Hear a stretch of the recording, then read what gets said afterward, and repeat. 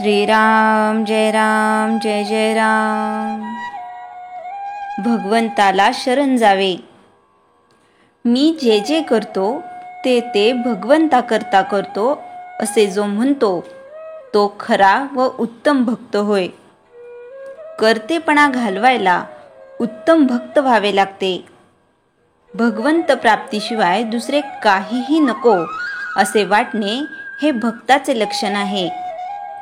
चांगले कार्य हे सुद्धा बंधनाला कारणीभूत होत असते. याकरिता कोणतेही कृत्य भगवंताला स्मरून करावे. भगवंताच्या स्मरणामध्ये स्नानाची आठवण झाली नाही तर त्याला पापी कसे म्हणावे. तो काळ भगवत स्मरणात जातो, तोच काळ सुखात जातो. विषयासाठी आपण स्वतःला विसरतो, मग भगवंताला आठवण्यात का नाही स्वतःला विसरू. मला सगुणात प्रेम येत नाही असे जोपर्यंत वाटते तोपर्यंत सगुण भक्ती करावी. गुरुच्या इच्छेप्रमाणे आपण वागलो म्हणजे माझी इच्छा नाहीशीच नाही का झाली. यामध्ये अभिमान अनायसे मारला जातो.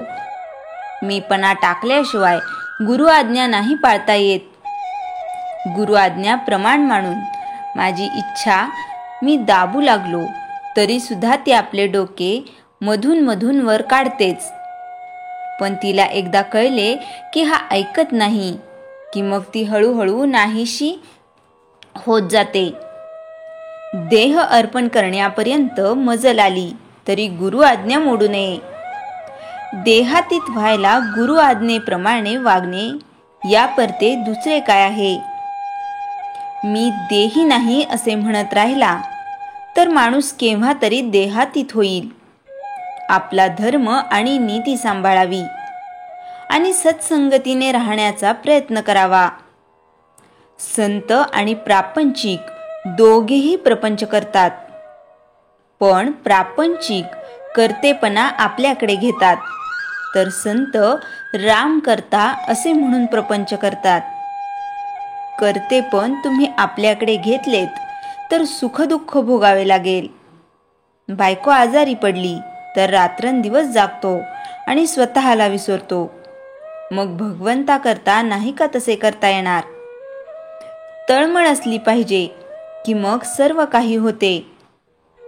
किती दिवसात मुक्ती मिळेल याला समर्थांनी फार चांगले उत्तम उदाहरण दिले आहे. ज्या क्षणी भगवंत स्मरणात स्वतःला विसराल त्या क्षणी मुक्ती मिळेल. स्वतःला विसरणे म्हणजे निर्गुणात जाणे. कृती करणाऱ्याचा वेदांत खरा असतो. मी विद्वान असे वाटू लागले की भगवंताचे भजन करण्याची लाज वाटते. याकरता सतत भगवंताच्या नामाचा सहवास ठेवा.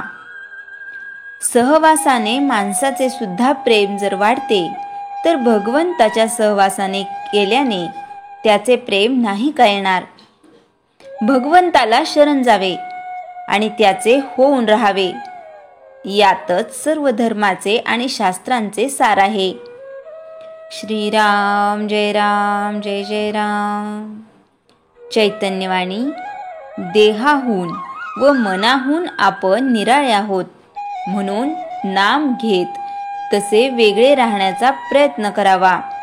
जे कशानेही साधले नाही ते नामाने साधेल.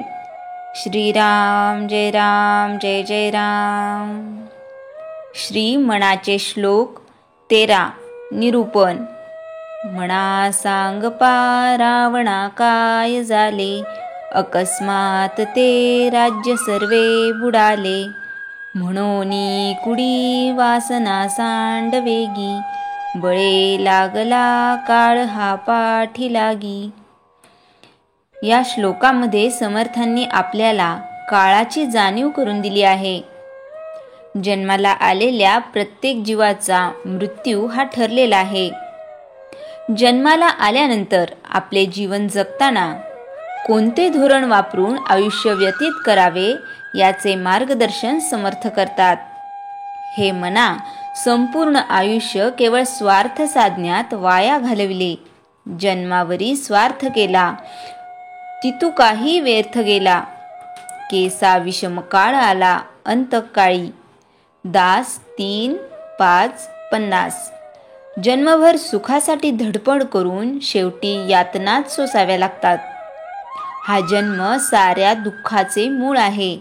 म्हणून समर्थ म्हणतात, जन्म अवघा दुःखमूळ, लागती दुःखाचे इंगळ.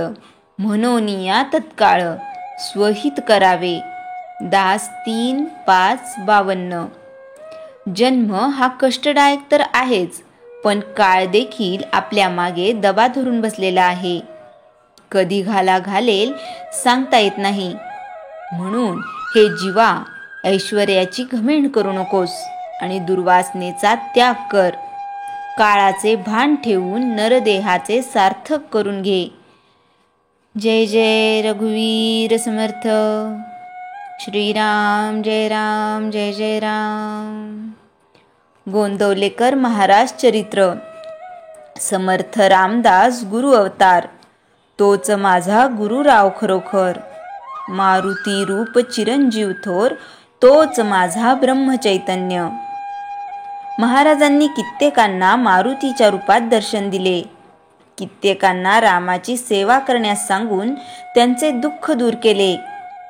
इंदूरमध्ये एक मोठा पोलीस अधिकारी होता. त्याला सगळ्या प्रकारची व्यसने होती.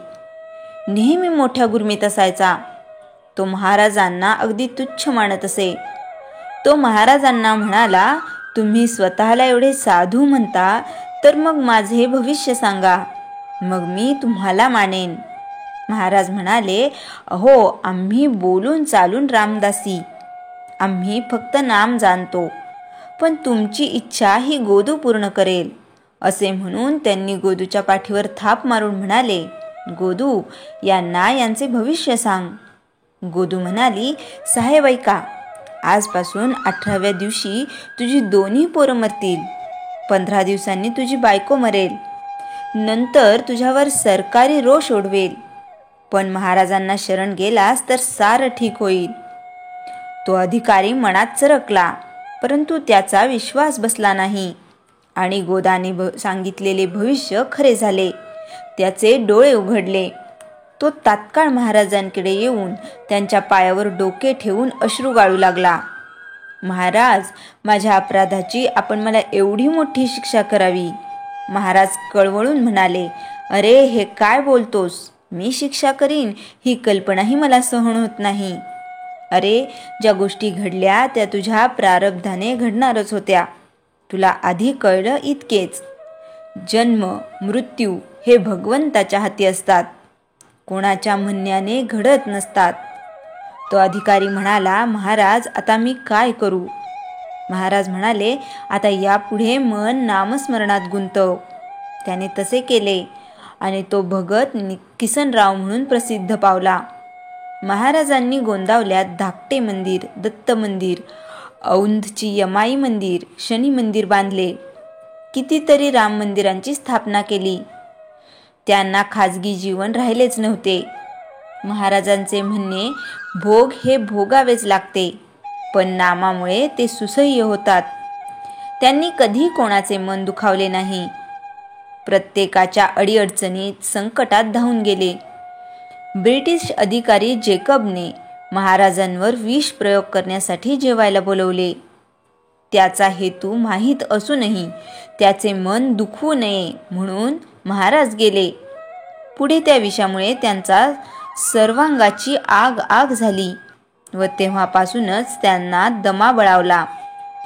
काही जणांचे भोग महाराज स्वतः भोगून संपवत असतात.